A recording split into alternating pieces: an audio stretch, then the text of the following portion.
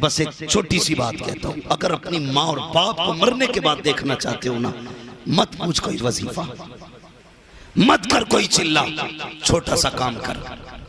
खुदा ने तौफीक दी, अच्छा खाना बना, सारी बहनों की दावत कर, सारे भाइयों की दावत कर, सबको एक दस्तरखान पर बैठा, खुद भी बैठ जा, मोहब्बत के साथ उनके साथ खाना खाना शुरू कर और फिर उनसे प्यार की बातें कर। नजरें उठा के देखना, जब भाई बोलेगा उसके लहजे में तुझे बाप का लहजा नजर आएगा, अगर बहन बोलेगी उसके चेहरे में माँ का चेहरा नजर आएगा, अगर तेरे सामने बाप के बेटा मुस्कुराएगा तो बाप की मुस्कुराहट याद आएगी, अगर बहन मुस्कुराएगी माँ का लहजा नजर आएगा।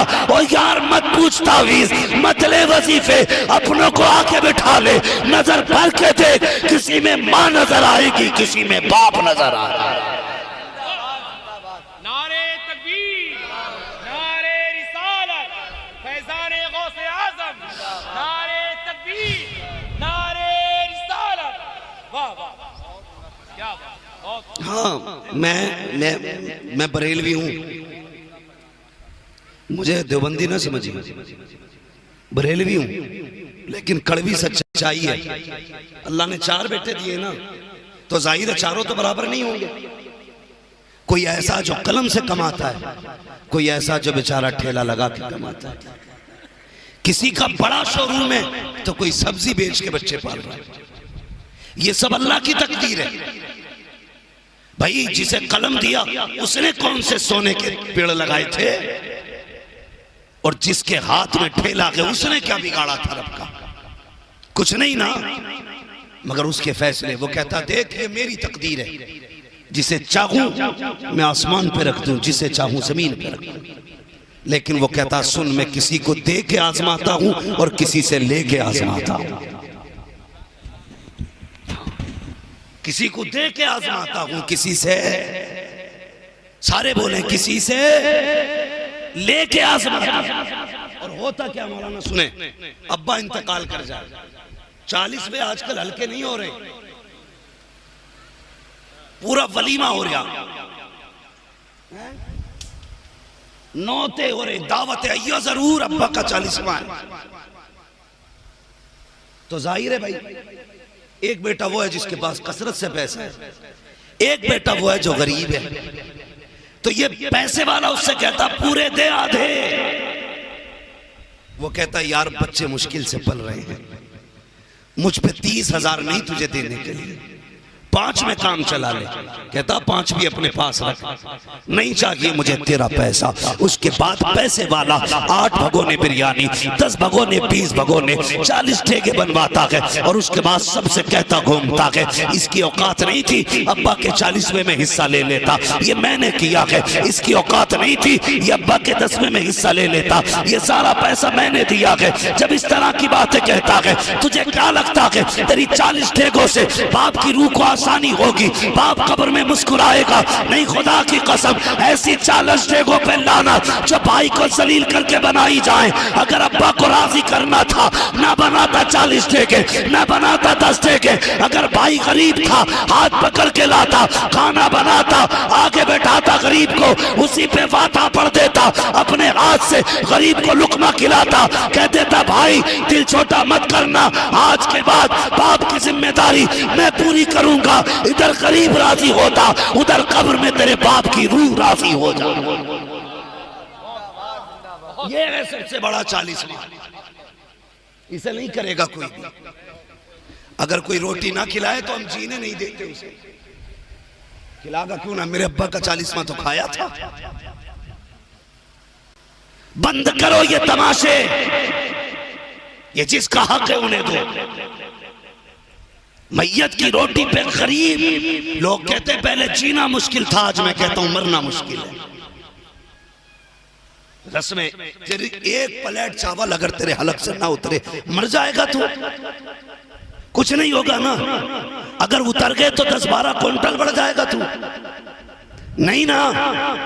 मगर तेरी एक प्लेट से किसी गरीब के घर की जो है ना दौलत का जनाजा निकल सकता है। लोग कर्जे ले लेके 40वें कर रहे हैं, जेवर गिरवी रख रख के बेवाएं तस्वे कर रही है शोहर की, और हमारी कौम को खाने से फुर्सत नहीं, नाक तक भरने से फुर्सत नहीं। कहते ये मसला के आला हजरत है।